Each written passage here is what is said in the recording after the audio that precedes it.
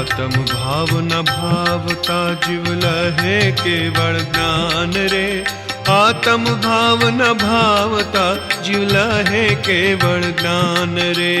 आत्म भाव न भावता जीव लहे केवल ज्ञान रे। आत्म भाव न भावता जीव लहे केवल ज्ञान रे। आत्म भाव न भावता जीव लहे केवल ज्ञान रे। आत्म श्री आत्मानुशासन सतशास्त्र एनो श्लोक 83 सत्यम वदात्मयनि जन्मनि बंधुकृत्य माप्तं त्वया किमपि बन्धुजनार्जितार्थम् एतावदेव परमस्ति मृतस्य पश्चात् सम्भूय कायं हितं तव भस्मयन्ति।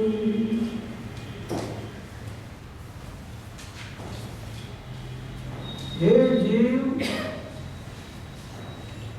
तू कहे तो खरो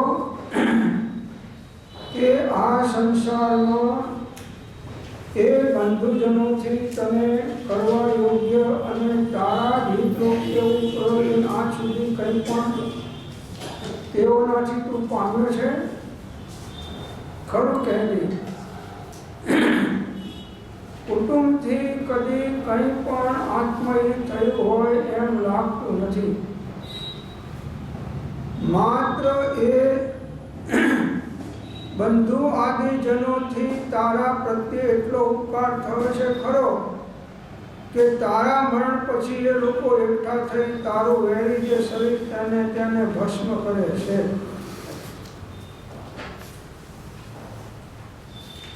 આચાર્ય ભગવાન વૈરાગ્યની બુદ્ધિ આય સંસારનો કુટુંબીજનોનો અને દેહનો મોહ છૂટે એ પ્રકારની પ્રેરણા કરે છે.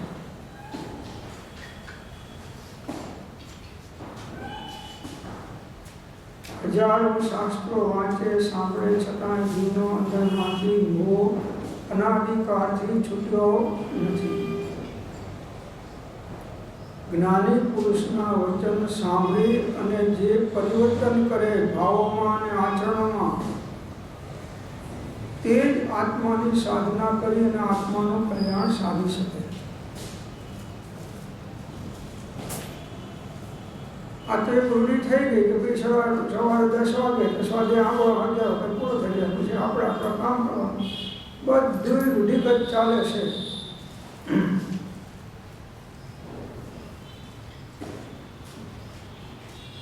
હે જીવ, તું કહે તો ખરો કે આ સંસારમાં એ બંધુજનોથી તને કરવા યોગ્ય અને તારા હિતરૂપ એવું પ્રયોજન આજ સુધી કંઈ પણ તેઓનાથી તું પામ્યો છે ખરું કહેજે. જે કંઈ સગા વાલા મિત્રો કુટુંબીજનો કે તારો દેહ એના દ્વારા તારા આત્માનું હિત આજ દિન સુધી કંઈ સધાયું છે કે ઉપરથી રાગ દ્વેષ વધારી અને લૂંટાણો છું? જ્યાં મમતા છે મમત્વતા છે એ જ બંધન છે. મમત્વ એ જ બંધન છે. મમત્વ એ જ દુઃખ છે.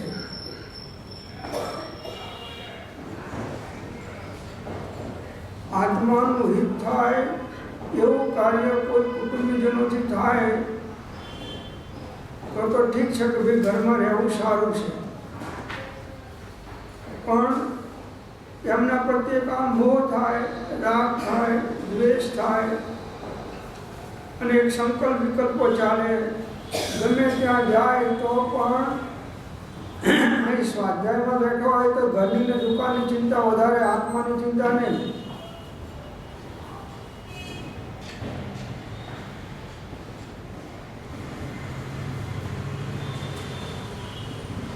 આ બધા સંયોગો ક્ષણિક છે પ્રમુખ. કુટુંબના ઘેર આવેલો તું 2 દિવસનો પરનો મહેમાન છું એમ કહે છે.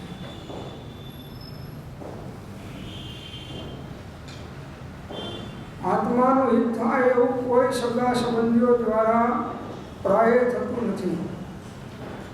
કે ખરા કે અડધો કલાક જે સાંભળી આવો, દર્શન કરી આવો કે ખરા, પણ 23 કલાક તો લૂંટવાનું, પાછું લૂંટાવાનું.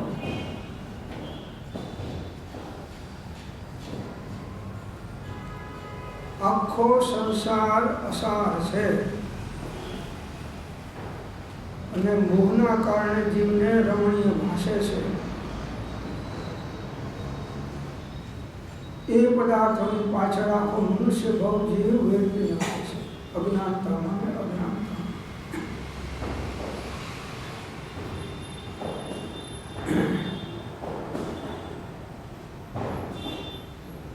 પંચોતેર વર્ષ થાય, 80 વર્ષ થાય તો પણ હજી ધંધાનો, ઘરનો, દેહનો કે બાહ્ય પદાર્થોનો મોહ અંદરમાંથી છૂટતો નથી. આપણે કંઈક બી આત્માનું કરો, મનુષ્ય ભાવ હવે જવાની તૈયારીમાં છે, તો કે સાહેબ આખો દિવસ તો કંટાળો આવે, કંઈક એક્ટિવિટી જોઈએ.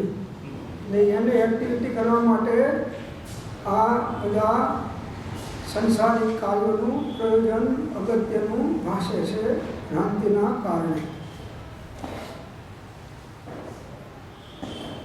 કમાવાનું પણ એક અપલક્ષણ છે.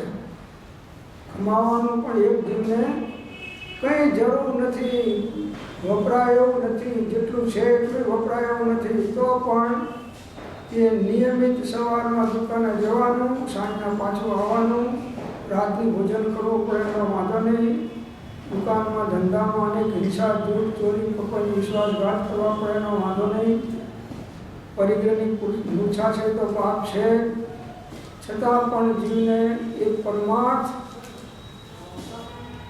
લક્ષ્યમાં આવતો નથી. એવો ગાઢ મોહનો ઉદય વર્તી રહ્યો છે જીવને, અને જીવ મોહાધીન થઈ અને ચાલી રહ્યો છે. મનુષ્ય ભાવનો એક એક સમય ખૂબ કિંમતી છે પ્રભુ. આખા વિશ્વની તમામ સામગ્રી આપી દો તો પણ મનુષ્ય ભાવનો એક સમય મળી ના શકે એટલો મૂલ્યવાન છે, જો પરમાણુ દ્રષ્ટિ થાય તો.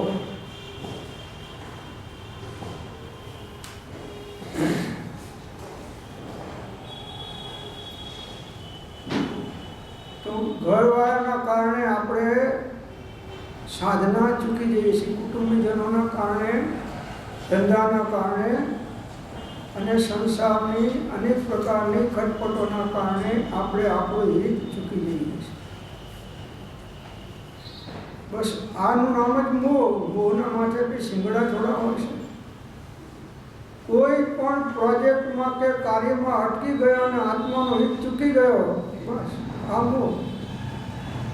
પછી ચાહે ઘરનો હોય, ધંધાનો હોય, ધર્મનો હોય કે પરોપકારનો હોય કે XYZ નો હોય, ગમે તે હોય,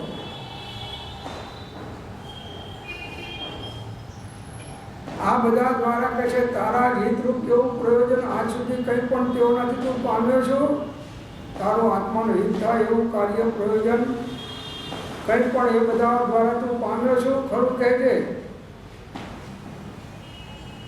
કેમ કે તને અજય ભગવાન કહે ખરું કહે એટલે તને ખોટું બોલવાની અનાધિકારની ટેવ પડી છે. પરમાર્થ હિત થાય એવું કોઈ કાર્ય બીજાથી સધાતું નથી. કુટુંબથી કદી કંઈ પણ આત્મહિત થયું હોય એમ લાગતું નથી. લો આ એમનો જવાબ આપી દીધો. આ કુટુંબીજનોથી કદી એટલે ક્યારે કંઈ પણ આત્મહિત થયું હોય એમ લાગતું નથી. કેમ કે રાગ, દ્વેષ ને મોહ પરિણામ થવાના. તમે એને અનુકૂળ વર્તો, એ તમને અનુકૂળ વર્તે અને એમાં તમે તમારું હિત માનો. હોય મોહ અને માને ઉદય તો કંઈ કર્મ ભૂલથાપ ખાય નહીં.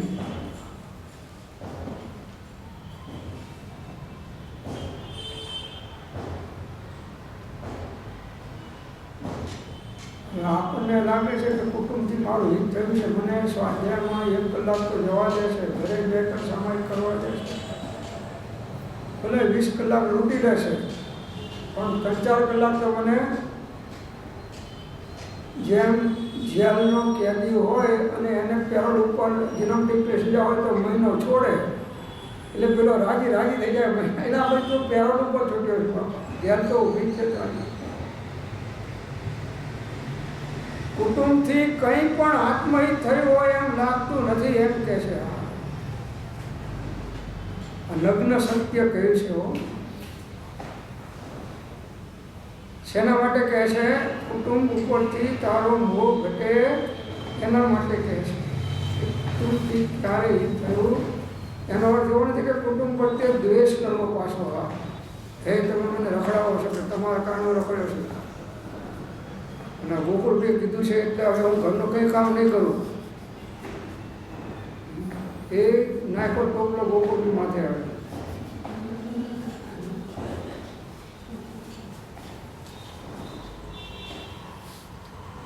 સાધવાદ દ્રષ્ટિ જીવ ચૂકી જાય છે ત્યારે પોતાનું હિત એ કરી નાખે છે. ધર્મમાં હોય કે વ્યવહારમાં હોય, સાધવાદ દ્રષ્ટિનો પ્રયોગ સમ્યક પ્રકારે તો જ્ઞાનીઓ કરી શકે છે. અપેક્ષાથી બધાનો સ્વીકાર અને અપેક્ષાથી બધાનો ત્યાગ આ સાધવાદ છે. અપેક્ષાથી બધાનો સ્વીકાર અને અપેક્ષાથી બધાનો ત્યાગ.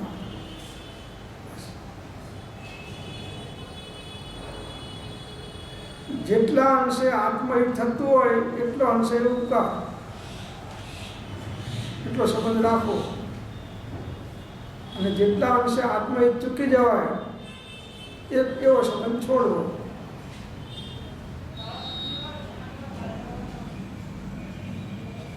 આ તમારો અનુભવ કોને કે તમે એક કુટુંબ છોડીને 1 કલાક આવ્યા તો સુખી થયા કે દુઃખી થયા? કુટુંબ છોડીને આવ્યા 1 કલાક તો છોડ્યા કે નહીં?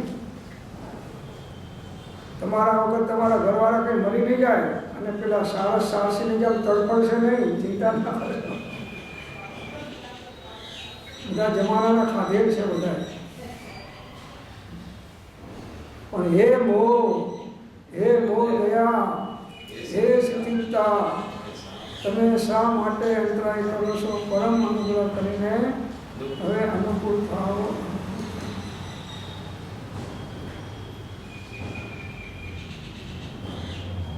પોતાના માટે લખ્યું છે કૃપાળુદેવે કે એ દશા કેમ અવરાઈ, અભ્યંતર નોંધમાં લખ્યું છે. તો માનેચ્છાથી સ્ત્રી આદિનો પરિસર જય નહીં કરી શકવાથી, ત્રીજું કારણ બીજું કંઈ લખ્યું છે, કુટુંબથી તેવું બીજું કારણ છે. આ 3 કારણના કારણે એમની આત્મદશા, જે આત્મજ્ઞાની પુરુષ છે, પાછા કોઈ સામાન્ય પુરુષ નથી, એકાવતારી પુરુષ છે, એની પણ દશા અવરાય છે આવા નિમિત્તોના સહવાસના કારણે. લોકેચ્છાથી, એક ત્રીજું કારણ લોકેચ્છા.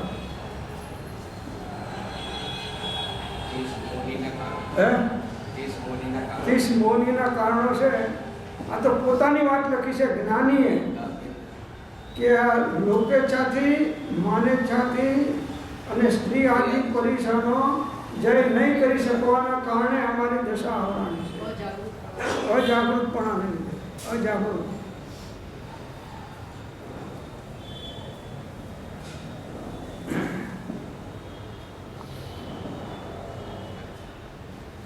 જ્યારે ઉપયોગ આત્મહિત ચૂકી જાય ત્યારે એનું નામ અજાગૃત. જીવ આત્મહિત ભલે ગમે એના નિમિત્તે, કર્મના ઉદય કહો કે બાહ્ય નિમિત્તો કહો, પણ જો આત્મહિત ઉપયોગ ચૂકી ગયો, આત્માનું હિત થાય એવા પ્રકારનો ઉપયોગ ભાવ ના થયો, બસ એક પ્રમાદ છે.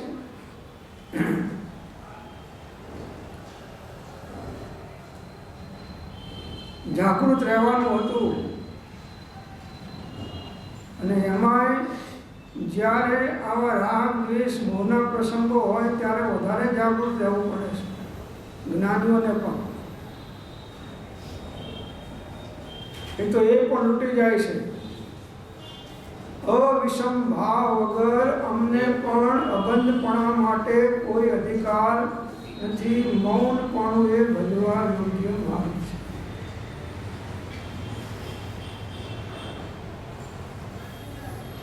જ્ઞાનીઓ પણ એવા સહવાસમાં કે સંગમાં આવી જાય છે ત્યારે વિષમ ભાવની અંદરમાં આવી જાય છે તો જ્ઞાન વધી જાય છે.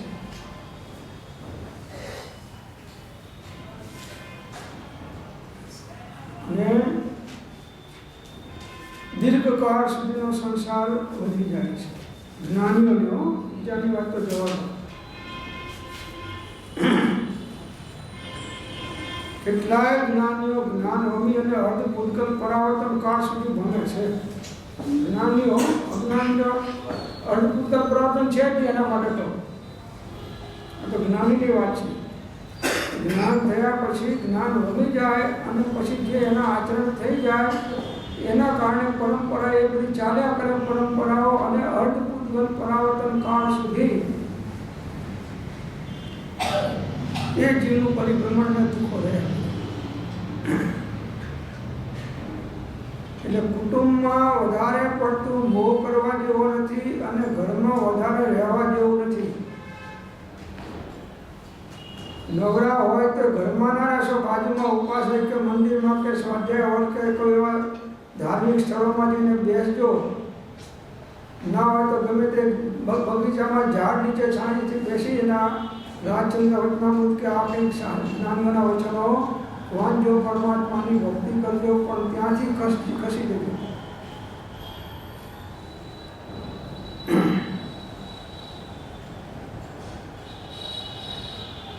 અને સંઘર્ષ થાય એવું વાતાવરણ કરશો નહીં.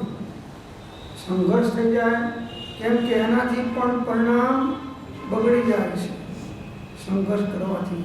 સંઘર્ષ નહીં, શાંતિથી ખસતા શીખો.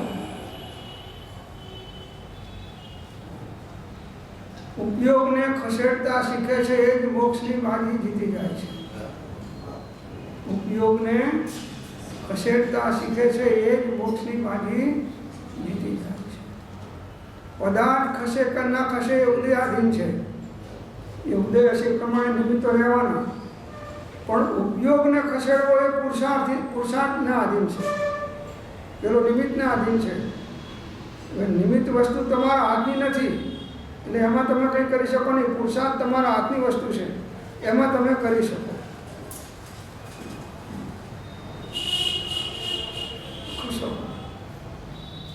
કુળને તજીએ કુટુંબને તજીએ માને બાપ રે, સુત તારાવની તાને તજીએ કંચુકી તજે જેમ સાપ રે, નારાયણનું નામ જનેતા એ આત્મ સ્વરૂપને યાદ જ કરતા વાર તેને તજીએ, આત્મ સ્વરૂપને યાદ જ કરતા.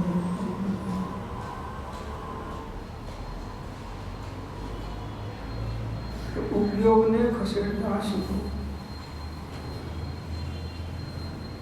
પહેલું તો જીવ નિમિત્તાધીન છે ને નિમિત્તથી ખસવું બહુ જરૂરી છે. નહીં તો એવા ને એવા નિમિત્તમાં રહે તો પણ એનો ઉપયોગ બની થયા વગર રહેતો નથી, કેમ કે નીચેની ભૂમિકામાં છે. એટલે નિમિત્તે કરીને હર્ષ, નિમિત્તે કરીને શોક, નિમિત્તે કરીને ઇન્દ્રિયજન્ય વિષયો પ્રત્યે આકર્ષણ અને નિમિત્તે કરીને કશાય ઉદ્ભવે છે તેવા જીવોએ તેવા નિમિત્તનો ત્યાગ કરવો અને સત્સંગ અને સત્સાધનનો આશ્રય કરવો. ક્ષણે ક્ષણે કાર્યે પ્રસંગે સ્વદશા પ્રત્યે ઉપયોગ દેવો. સ્વદશા પ્રત્યે ઉપયોગ.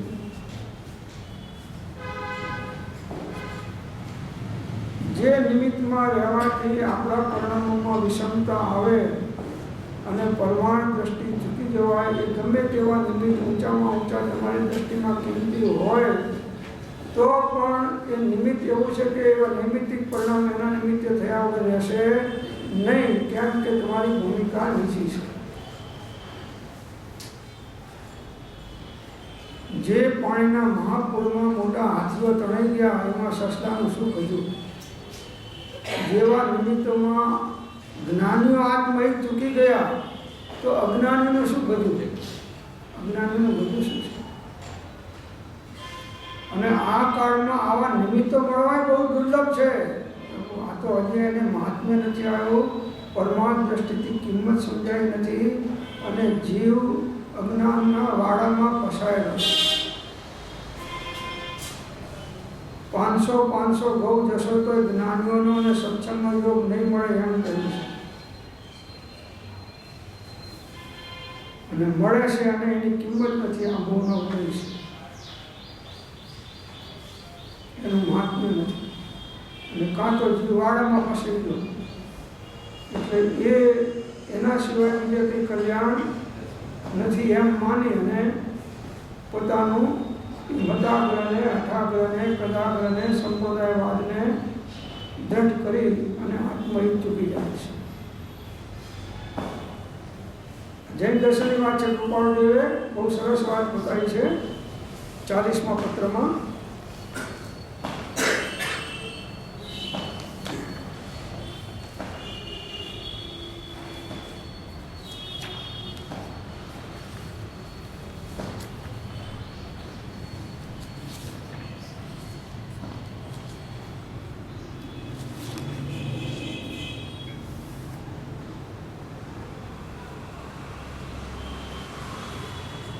પાનો નંબર 171 છે, પાઠ 40મો.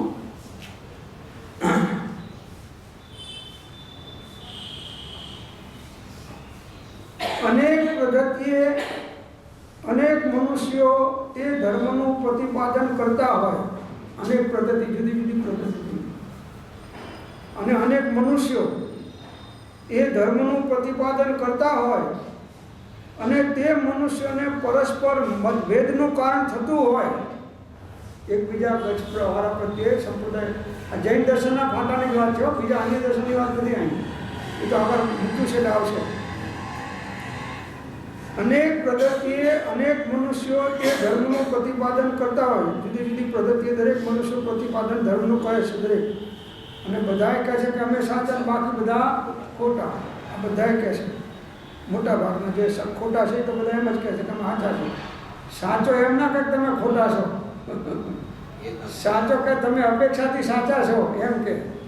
સાચો છે એમ ના કે તમે ખોટા છો. સાચો છે શું કે અમુક અપેક્ષાથી તો હું સાચો છું. તો એ નજીક આવે અને એને સાચો ધર્મ પામવાનો એનામાં પાત્રતા ટકી રહે. અનેક પદ્ધતિએ અનેક મનુષ્યો તે ધર્મનું પ્રતિપાદન કરતા હોય અને તે મનુષ્યોને પરસ્પર મતભેદનું કારણ થાય. એક ગચ્છવાળાને બીજા ગચ્છવાળા જોડે મતભેદ પડી જાય છે. એક સંપ્રદાયવાળાને બીજા સંપ્રદાયવાળાની સાથે મતભેદ પડી જાય છે. જૈન દર્શનના અનેક ફાંટાઓને એક ફાંટાઓને બીજા ફાંટાઓ સાથે મતભેદ પડી જાય છે એની વાત છે. મતભેદનું કારણ થતું હોય તો તેમાં તીર્થંકર દેવની એક પદ્ધતિનો દોષ નથી. જો તીર્થંકર દેવે તો એની પદ્ધતિ તો વિતરાગતાની વૃદ્ધિ થાય એ છે. એની પદ્ધતિ તો વિતરાગ ભાવની, વિતરાગતાની વૃદ્ધિ થાય એ છે. બધા એક સમ થાય એ છે. એની પદ્ધતિ તો એ છે કે બધાય આત્માને ઓળખે, સમ્ય રત્નત્રયની આરાધના કરે, રાગ દ્વેષ અજ્ઞાન ભાવોને છોડે. આ પદ્ધતિ એક છે તીર્થંકર ભગવાનની. પણ તે મનુષ્યની સમજણ શક્તિનો દોષ ગણી શકાય. કોનો દોષ છે? જે આ પ્રતિપાદન કરનાર છે એ મનુષ્યોની સમજણ શક્તિનો દોષ છે. એ રીતે નિર્ગંધ ધર્મ પ્રવર્તક અમે છીએ. જો બાકી બધા ખોટા છે, અમે એક જ સાચા છીએ. એમ જુદા જુદા મનુષ્યો કહેતા હોય કે નિર્ગંધ ધર્મ પ્રવર્તક બધે એમ કહે છે. સૌ થાપે અમે, બધાએ પોતાનું સ્થાપન કરે છે. તો તેમાંથી તે મનુષ્ય પ્રમાણાબાધિત ગણી શકાય. કે જે વિતરાગ દેવની આજ્ઞાના સદભાવે પ્રરૂપક અને પ્રવર્તક હોય. વાહ! વિતરાગ દેવની આજ્ઞા, જ્યાં ત્યાંથી રાગ દ્વેષથી રહિત થવું એ વિતરાગની આજ્ઞા છે. રાગ દ્વેષ વધારવા કે વાડાબંધી વધારવા કે એકબીજામાં ઝઘડાઓ ઊભા કરાવવા, આ કંઈ વિતરાગ દેવની પદ્ધતિ નથી. આ કાળ દુષમ નામથી પ્રખ્યાત છે. આ કાળ કેવો છે? ધીટ ઉદાસરપણી કાળ, દુષમ. દુષમ કાળ એટલે જે કાળમાં મનુષ્યો મહાદુઃખ વડે આયુષ પૂર્ણ કરતા હોય તેમજ ધર્મ આરાધનારૂપ પદાર્થો પ્રાપ્ત કરવામાં દુષમતા એટલે મહાવિઘ્નો આવતા હોય તેને કહેવામાં આવે છે. ધર્મ આરાધના કરવાની અંદરમાં મહાવિઘ્નો આવે એનું નામ દુષમ કાળ. સાચા ધર્મ પામવામાં અનેક વિઘ્નો આવે.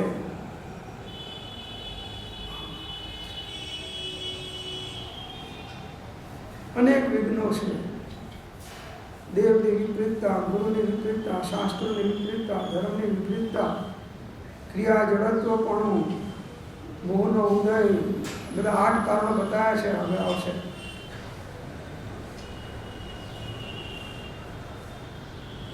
અત્યારે 100 વર્ષ પહેલાની વાત છે. અત્યારે વિતરાગ દેવને નામે જૈન દર્શનમાં એટલા બધા મત ચાલે છે કે તે મતરૂપ છે, પણ સતરૂપ જ્યાં સુધી વિતરાગ દેવની આજ્ઞાનું અવલંબન કરી પ્રવર્તતા ન હોય ત્યાં સુધી કહી શકાય નહીં. એ મત છે, સત નથી. અને ઓઠું કોનું છે? વિતરાગ દેવનું નામ આગળ એનું કર્યું છે. કોઈ કૃપાળ દેવનું નામ આગળ કરે, કોઈ મહાવીર સ્વામીનું નામ આગળ કરે, કોઈ બીજાનું નામ આગળ કરે, કોઈ કુંદકુંદાચાર્યનું નામ આગળ કરે.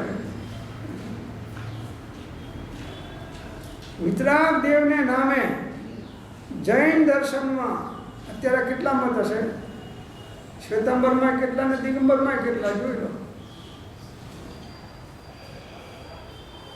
શ્વેતાંબરમાં અનેક ભેદો છે.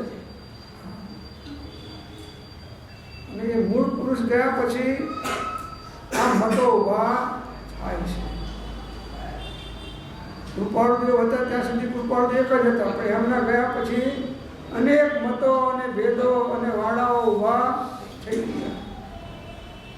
અને દરેક પોતાના વાળાને પુષ્ટિ થાય એવું કરવાના. સત ધર્મ તો લાખો બહુ દૂર જતો રહ્યો. અત્યારે વિતરાગ દેવને નામે જૈન દર્શનમાં એટલા બધા મત ચાલે છે કે તે મતરૂપ છે. મતાંતતા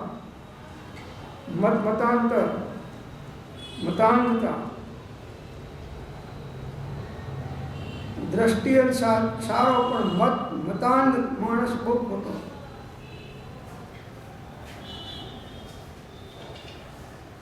એટલે યુનિવર્સલ ધર્મ છે જૈન દર્શન. કોઈ જૈનોનો થોડો છે. વિશ્વના કોઈ પણ આત્માઓ પાડી શકે છે. તિર્યંચોય પાડી શકે છે, નારકીઓય પાડી શકે છે, દેવોય પાડી શકે છે, અને અનેક સંપ્રદાયના મનુષ્યો એ પણ બધા પાડી શકે છે. કેમ કે રાગ દ્વેષ અજ્ઞાનથી રહું તે ગમે એ પાડો ને ભાઈ, એમાં ક્યાં સવાલ છે? સમ્યક દર્શન જ્ઞાન ચારિત્ર્યને આરાધના ગમે ત્યાંથી કરો. તમને જ્યાંથી એનું બળ વધારે મળતું હોય એનો નિમિત્ત લઈને કરો.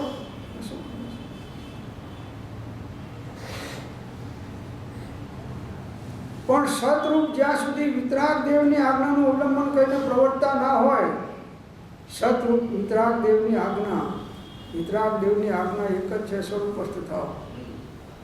એક જ આજ્ઞા છે.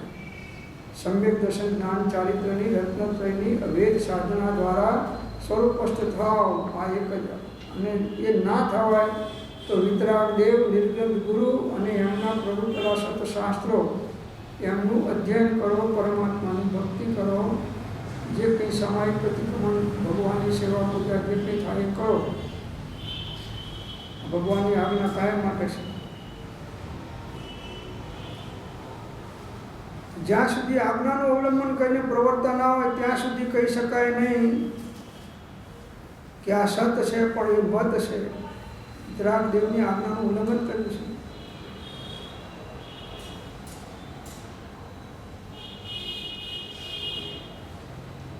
આમ બાપાના ફોટાના રોજ અગરબત્તી કરે ઘરમાં રાખવાનું, આમ બાપાથી જુદો થઈ ગયો છે અને બાપાના ઘરમાં ફોટો રાખ્યો એટલે અગરબત્તી કરે છે અને બાપાના સામે સુપ્રીમ કોર્ટ સુધી કેસ ચાલે છે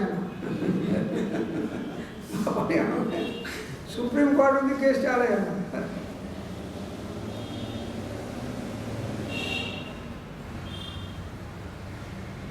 તો આ કેમ મત ઊભા થયા આટલા બધા? જૈન દર્શનમાં આટલા બધા મત એક મહાવીર સ્વામીને બધા માને છે.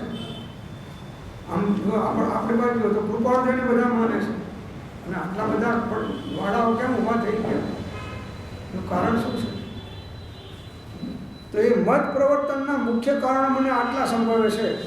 પહેલી વાત કે પોતાની શિથિલતાને લીધે કેટલાક પુરુષોએ નિર્ગણ દશાની પ્રધાનતા ઘટાડી હોય. પોતે શિથિલ છે, શિથિલાચારી છે.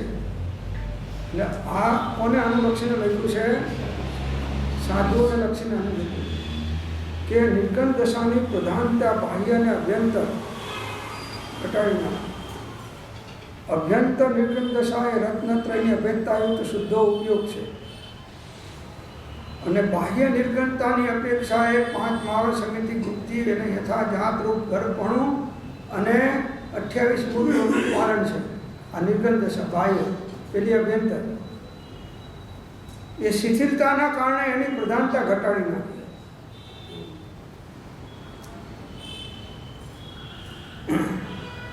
એક વાર આહાર કીધો છે, અનેક વાર આહાર કરે છે. આ શિથિલતા આવી. કોઈ પરિગ્રહની અંદરમાં એક કૃપાળુ તો ત્યાં સુધી મૂક્યું છે કે એક ગ્રહસ્થ ત્યાંથી 100 લાયો હોય માંગીને અને જો પાછો ના આપી શકે ને ખોઈ જાય ભૂલથી પ્રમાદથી તો એને 3 દિવસના ઉપવાસ કરવા. આટલી આજ્ઞા આપી છે. 3 દિવસના ઉપવાસ.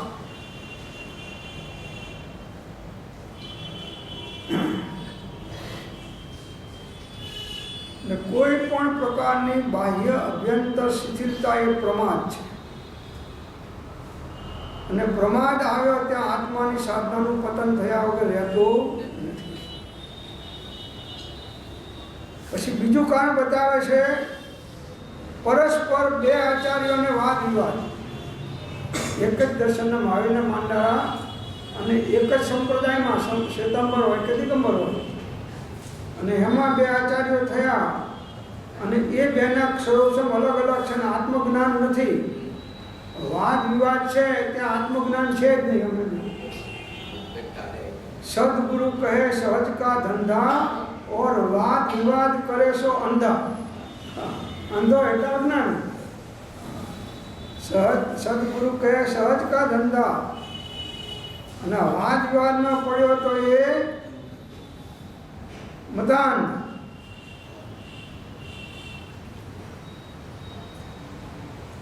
તો આ 2 આચાર્યોને 2 મુખ્ય ઉપરની વ્યક્તિઓને વાંધા પડ્યા એટલે આ ફાટા જુદા પડ્યા. પછી પેલા નવો પક્ષ ઉભો કર્યો.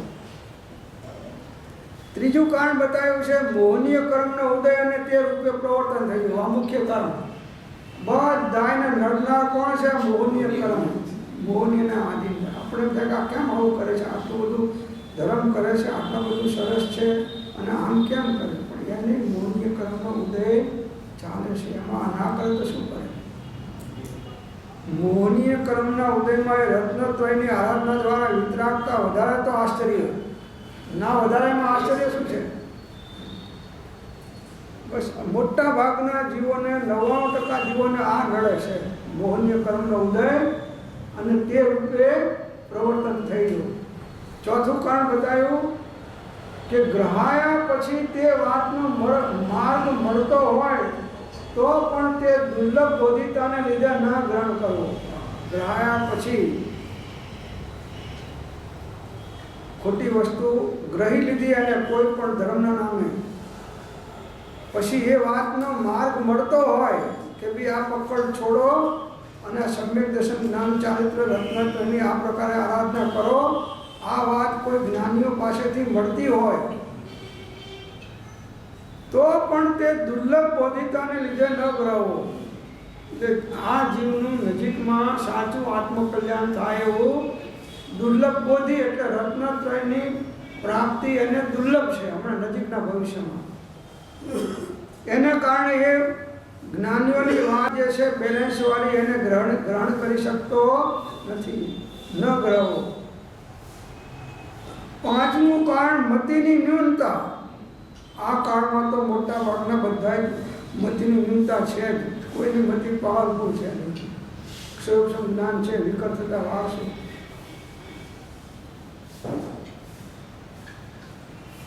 જેના પર રાગ તેના છંદમાં પ્રવર્તન કરનારા ઘણા મનુષ્યો. છઠ્ઠું કારણ છે આ કૃપાળો દેવે હવાસો વર્ષ પહેલા પીડે આ 21,000 વર્ષ સુધી આની અસર રહેવાની છે.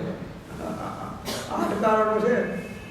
શું કહ્યું? જેના ઉપર રાગ, કોઈ પણ જીવ એક પુરુષ ઉપર એને રાગ કર્યો અને એના છંદમાં પ્રવર્તન કરનારા ઘણા મનુષ્યો.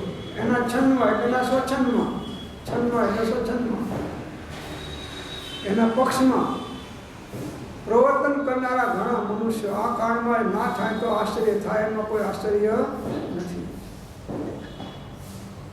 સાતમું દુષમ કાળ. આ થવાનું કારણ આ દુષમ કાળ. અને આઠમું શાસ્ત્ર જ્ઞાનનું ઘટી જવું. શાસ્ત્ર જ્ઞાન છે નહીં એટલે જીવ જ્યાં ત્યાં ઢળી જાય છે અને શાસ્ત્રથી તો હજારો બહુ દૂર રહે છે.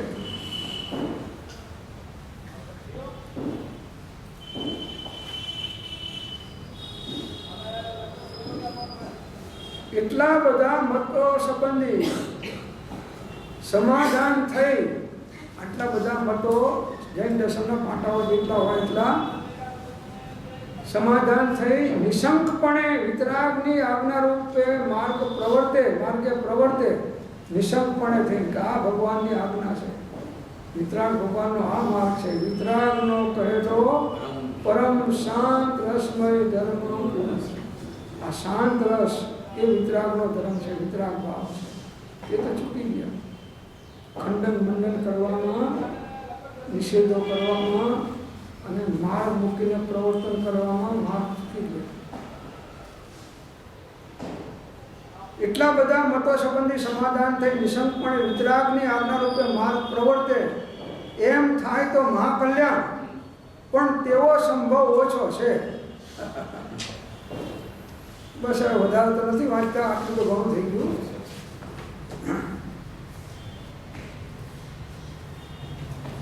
તો એ કહે છે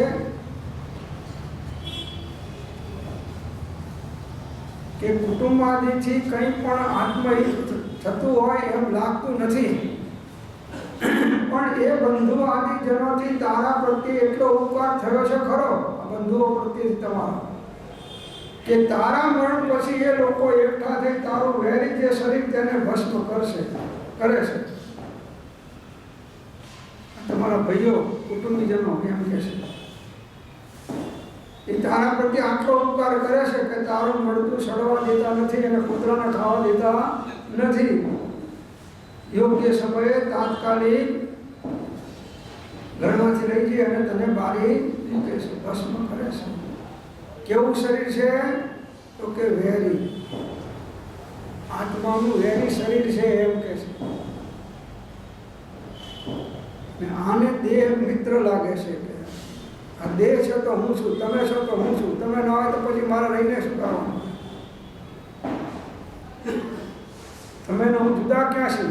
દેહને કહે છે, ઘરવાળાને કહે, દેહને કહે કે તમે ને હું જુદા ક્યાં છીએ? આપણે એક જ છીએ. તમે ચાંદલો કર્યો, હું ચાંદલો કરું છું ને, મિથ્યાત્વનો.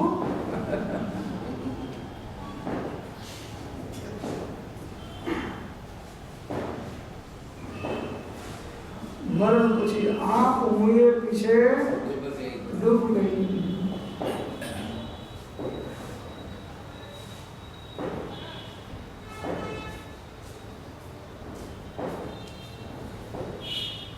શરીર ઉપરનો રાગ છોડવાનો છે, કુટુંબ ઉપરનો રાગ છોડવાનો છે, પહેલા અપ્રશસ્ત રાગ છોડવાનો છે, પછી પ્રશસ્ત રાગ પણ છોડવાનો છે.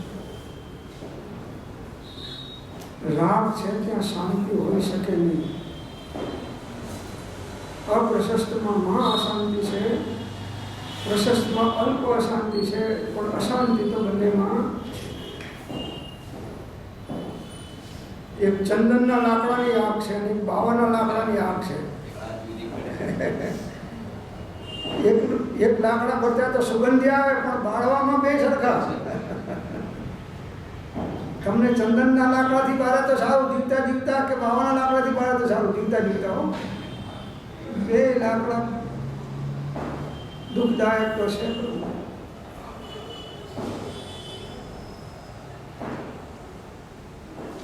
આગળનો શ્લોક કે છે 84મો. જન્મ સંતાન સંપાદિ વિવાહાદિ વિધાયિનઃ સ્વાહા પરેશ્ય સકૃત પ્રાણહારિણ ન પરે પરે. અનંત સંસાર પરિપાટીના કેવળ કારણરૂપ એ વિવાહ આદિ કાર્યો કરાવવાવાળા જે પોતાના કુટુંબીજનો, તે જ ખરેખર આ જીવના એક પ્રકારે વહેરી છે. આચાર્ય મહારાજે તો એવા કોથળામાંથી હોદી કાઢ્યા છે.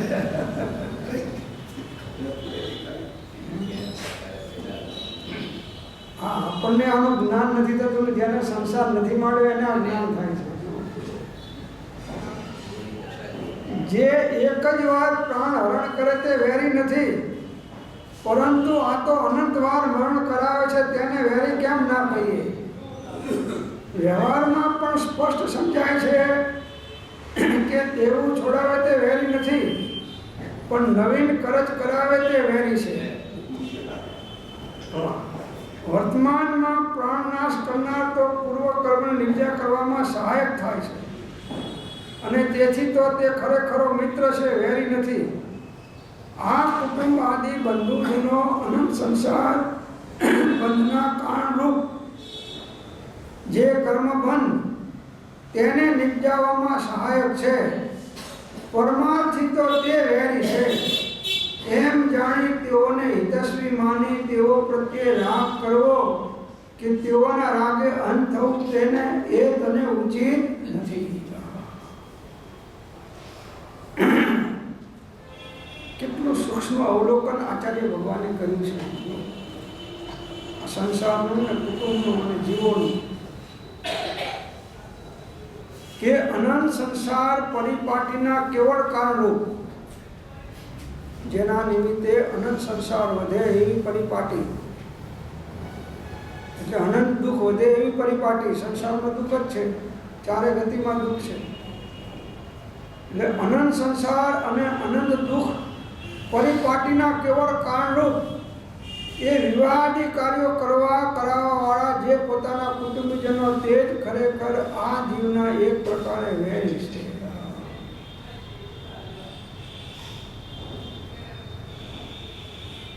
સાહેબ, મારા બાપાએ તો 50 લાખનો ખર્ચો કર્યો, મહાવેરી. રતન કલામાં સારામાં સારો એસી હોલ રાખ્યો મોટો, અને 50 આઈટમો જમવાની બનાવી, અને ગામમાંથી 5000 માણસને તો નોતરા આપે સાહેબ જમવા.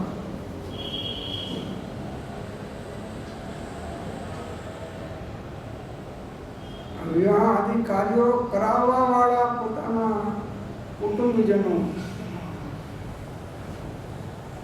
આ જન્મદીપ અને અનંતકાળની ફાંસી અપાવવાવાળા છે.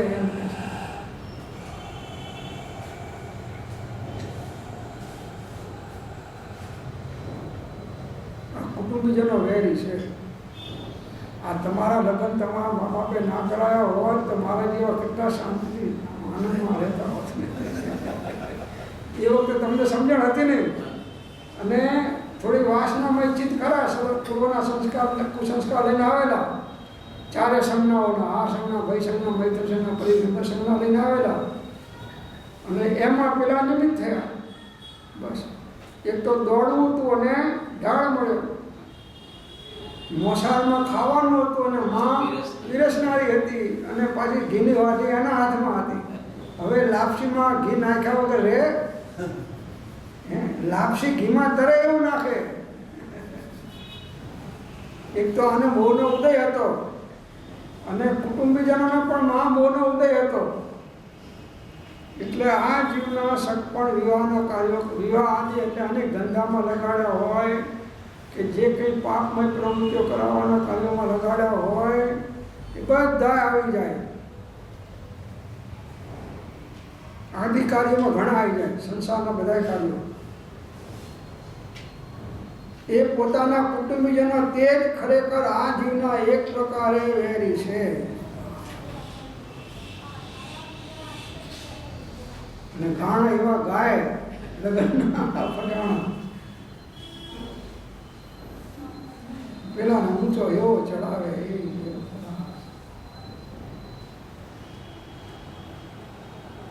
કોઈનું સાંભળે નહીં.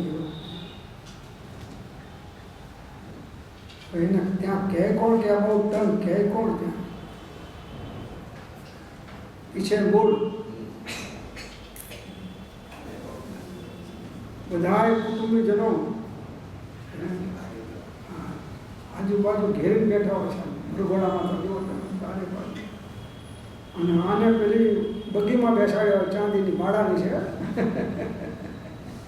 માળાની બગીમાં બેસાડ્યા, હાર બાર પહેરાયો છે, કલગી બલગી નાખી અને સાફો બાફો બાંધ્યો છે, આમ સરસ સૂટ છે, સામે વિડીયો વાળો છે. હવે આને આ મોહના ઉદયમાં આત્મા સાંભળે એવું બની શકે કેમ? અને કોઈ સંભળાવનારો આવે એ ફેલ જાય, તીર્થંકર જેવા ફેલ જાય આવા વખતે, આવા ઉદયમાં તીર્થંકરની વખતે.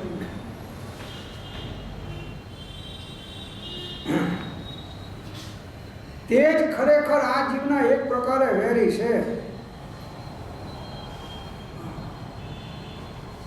હકીકતમાં તો વેરી પોતાનો અજ્ઞાન ભાવ છે, પોતે પોતાનો વેરી. આ તે કેવી કરે? અને આ બહારના વેરીઓ છે એ તો વ્યવહારના વેરીઓ છે.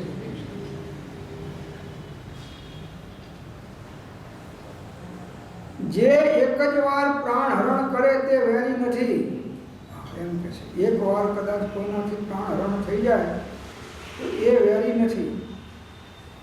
પરંતુ આ તો અનંત વાર મરણ કરાવે છે, તેને વેરી કેમ ના કહીએ?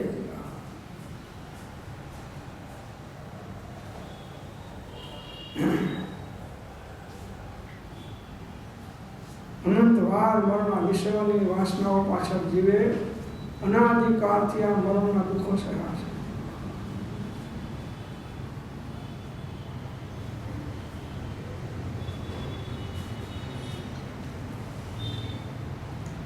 આ સઘળા સંસારની રમણી નાય કરો, એ ત્યાગી ત્યાગ્યું બધું, કેવળ શોક સ્વરૂપ.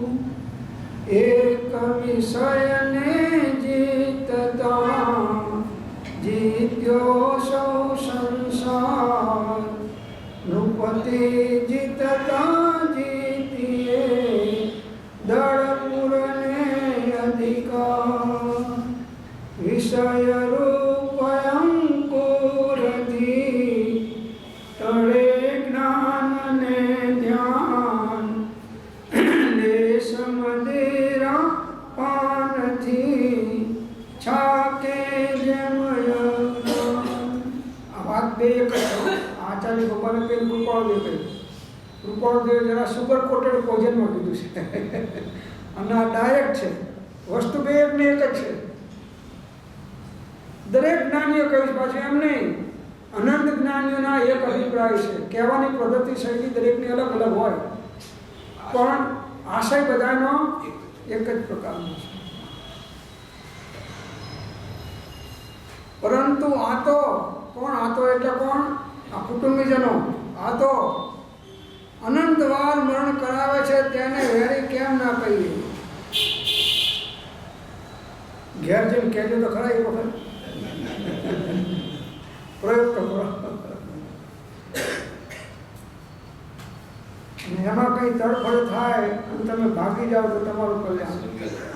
સુરવીર સુરવીર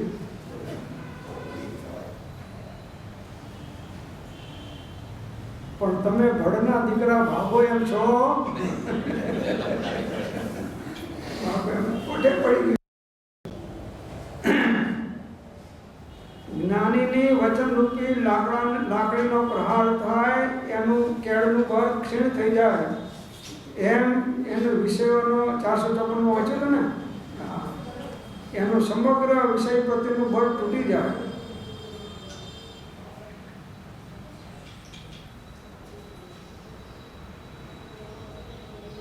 વ્યવહારમાં પણ સ્પષ્ટ છે, સમજાય છે કે દેવું છોડાવે તે વેરી નથી, પણ નવીન કરજ કરાવે તે વેરી છે.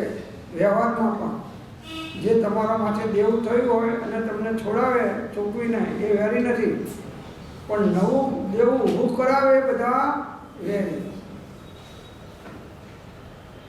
તો વર્તમાનમાં પ્રાણનાશ કરનાર તો પૂર્વ કર્મની નિર્જરા કરાવવામાં સહાયક છે. વર્તમાનમાં જે પ્રાણ નાશ કરાવે છે તમારા કર્મ બાંધ્યા તો એને નિર્જરા કરાવી તમને, એ તો સહાયક છે. વર્તમાનમાં જે કોઈ કદાચ લઈ લે દેહ છૂટી જાય જેના નિમિત્તે કોઈ મારી નાખે તો વર્તમાનમાં જેને પ્રાણ નાશ કર્યો એ તો પૂર્વ કર્મની નિર્જરા કરાવવામાં સહાયક છે. પૂર્વે બાંધ્યું હતું કર્મ એ ઉદયમાં આવ્યું અને આ નિર્જરા કરાવી છે પેલા, એટલે એ તો ઉપકારી છે અને તેથી તો તે ખરેખરો મિત્ર છે. કર્મનું દેવું ચૂકવાયું એટલો કર્મ આપણું હલકું થઈ ગયું, કર્મ નષ્ટ થઈ ગયું તો એ ખરેખર મિત્ર છે. વર્તમાનમાં પ્રાણ નાશ કરનારો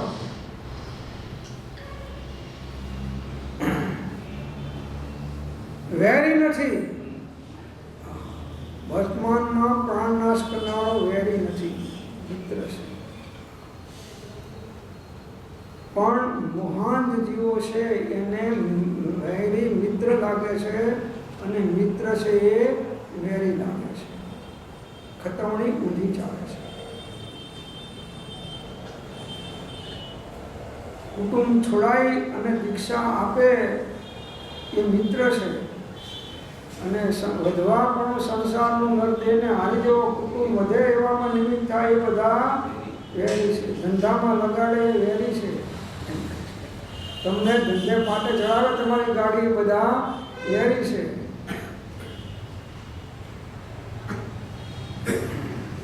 પાંચ દિનના ભોગોની સામગ્રી તમને મેળવી આપણને એમાં સહાયક થાય એ બધા વેરી છે. દુનિયાને ઊંધા ચશ્મા ડાયા દીવાના લાગે તો ઊંધા ચશ્મા છે.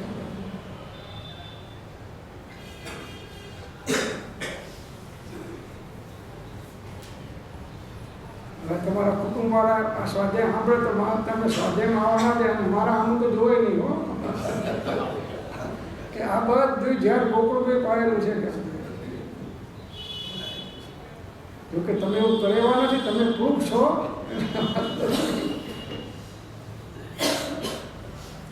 તો વર્તમાનમાં પ્રાણનાશ કરનાર તો પૂર્વ કર્મની નિર્જરા કરવામાં સહાયક છે અને તેથી તો તે ખરેખરો મિત્ર છે. જે કર્મની નિર્જરા કરાવે, પૂર્વનું દેવું ચૂકવાવે એ મિત્ર છે. નિંદા हमारी जो करे मित्र हमारा होय, साबु लेवे गांठ का और मैल हमारा धोय.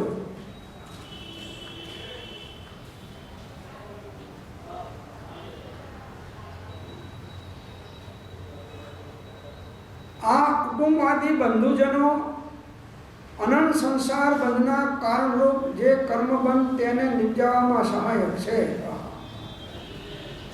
રાગ દ્વેષ કરવામાં વધારવામાં આ બધા સહાયકો છે તમારા. રાગ દ્વેષ ને મોહ એ વધારે ક્યાં થાય? કુટુંબમાં, નજીકના મિત્રોમાં, સંબંધીઓમાં, બંધુજનોમાં.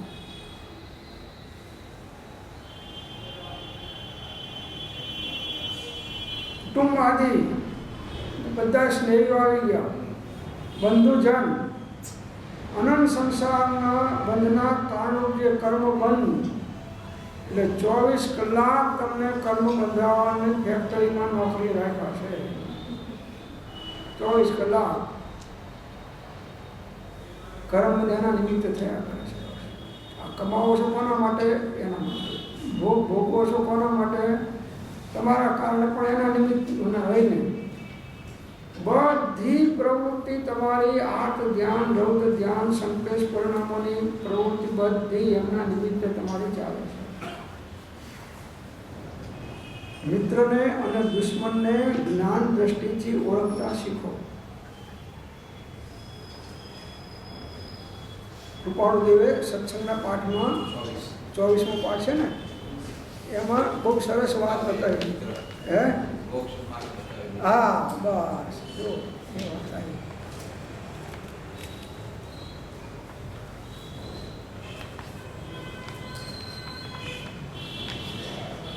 વાંચીએ છીએ તો રોજ, પણ એ અંદરમાં પાછું ભૂલી જઈએ છીએ, અને કોઈએ ગાઢ દીધી હોય તો ભૂલતા નથી.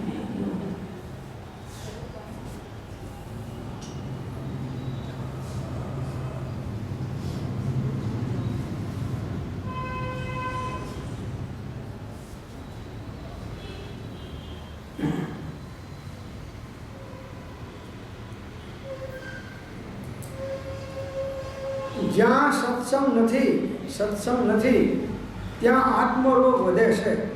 જો ઘરમાં તો સત્સંગ હોય નહીં, સગાવાલામાં ના હોય, ધંધામાં ના હોય, એટલે અહીંયા આત્મરોગ વધે છે. જ્યાં સત્સંગ નથી ત્યાં આત્મરોગ વધે છે. દુર્ગંધથી કંટાળીને જેમ નાકે વસ્ત્ર આડું દઈએ છીએ, તેમ કુસંગથી સહવાસ બંધ કરવાનું અવશ્યનું છે. બધો કુસંગ છે ઘરમાં, હો એ કહે છે. સંસાર એ પણ એક પ્રકારનો સંગ છે, અને તે અનંત કુસંગ રૂપ છે. સંસાર એ પણ એક પ્રકારનો સંગ છે, અને તે અનંત કુસંગ રૂપ છે. તેમજ દુઃખદાયક હોવાથી ત્યાગવા યોગ્ય છે. જો અમને એ વાત કહી છે. બધા જ્ઞાનીનો એક જ અભિપ્રાય હોય ને, ગમે તે જાતનો સહવાસ હોય, પરંતુ જે વડે આત્મસિદ્ધિ નથી તે સત્સંગ નથી. બસ, જેનાથી આત્માનો હિત ના થાય બધો કુસંગ છે, એમ સત્સંગ નથી. આત્માને સત્યરંગ ચડાવે તે સત્સંગ, મોક્ષનો માર્ગ બતાવે તે મૈત્રી, ઉત્તમ શાસ્ત્રમાં નિરંતર એકાગ્ર રહેવું તે પણ સત્સંગ છે. સત્પુરુષોનો સમાગમ એ પણ સત્સંગ છે. મલિન વસ્ત્રને જેમ સાબુ તથા જળ સ્વચ્છ કરે છે, તેમ આત્માની મલિનતાને શાસ્ત્રબોધ અને સત્પુરુષોનો સમાગમ મલિનતા ટાળી શુદ્ધતા આપે છે. જેનાથી હંમેશનો પરિચય રહી, આ કુટુંબની વાત છે. હંમેશનો પરિચય ક્યાં છે? કુટુંબાદીમાં. જેનાથી હંમેશનો પરિચય રહી રાગ, રંગ, ગાન, તાન અને સ્વાદિષ્ટ ભોજન સેવાતા હોય, તે તમને ગમે તેવો પ્રિય હોય તો પણ નિશ્ચય માનજો કે તે સત્સંગ નથી પણ કુસંગ છે. 16 વર્ષની ઉંમરે આ લખ્યું છે. આ જ્ઞાન ક્યાંથી આવ્યું? હજી 70 વર્ષે બેસતું નથી આપણને. 16 વર્ષે લખ્યું છે. સત્સંગથી પ્રાપ્ત થયેલું એક વચન અમૂલ્ય લાભ આપે છે. હવે સત્સંગનો જવાના તે નિષેધ કરાવે તમે કે આ ત્યાં જશે તો પછી ઘરના રહેશે નહીં, સત્સંગમાં નહીં જવાનું. એટલે ગમે ત્યાં સત્સંગ મળતો લઈ લેને બાપુ. તારો કંઈક અંતરાય કરવું એવું હશે તો તને આ બધા અંતરાય થાય છે. સત્સંગમાં નહીં જવામાં વિઘ્ન કરાવનારા અંતરાય કરે છે. તારો અંતરાય કરવું છે.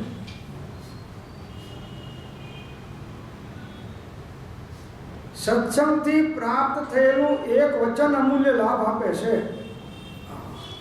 એક વચન પણ અમૂલ્ય લાભ આપે છે સત્સંગથી.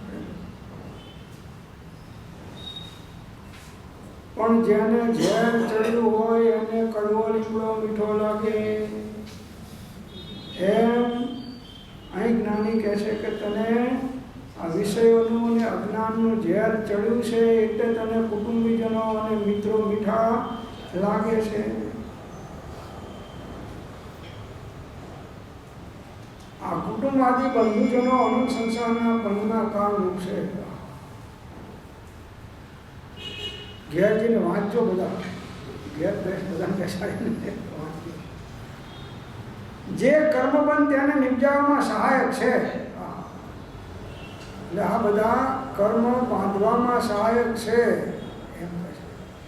અધોગતિમાં જવા, નરકમાં જેટલા ગયા એ બધાનું પૂર્વ જીવન જુઓ તો એમને આ કારણો છે, બધા નિમિત્તો આ છે. જેટલા નરકમાં, તિર્યક ગતિમાં, અધોગતિમાં છે, બધાનું કારણ આ છે.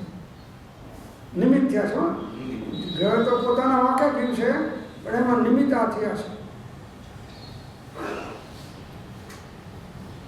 પરમાર્થથી તો તે વેરી છે. પરમાર્થથી એટલે હકીકતથી, સત્યતાથી, વાસ્તવિક રીતે તો એ વેરી છે. કુટુંબી આદિ બધા જનો વેરી છે. એમ જાણી તેઓને હિતસ્વી માની તેઓ પ્રત્યે રાગ કરવો કે તેઓના રાગે અંત થવો એ તને ઉચિત નથી એમ કહે છે. આમ જાણી અને એને હિતેશ્વી માની, આજે હિતેશ્વી નથી અને હિતેશ્વી માની તેઓ પ્રત્યે રાગ કરવો, એમના પ્રત્યે રાગ કરવો અને રાગ થયા પછી દ્વેષ કરવો, તેઓના સંગે અંત થવું એ તને ઉચિત નથી, અનુચિત છે એમ કહે છે. તો આ પ્રમાણે આ શ્લોકની આગળ સમાપ્ત થાય છે. ઓમ શાંતિ શાંતિ શાંતિ.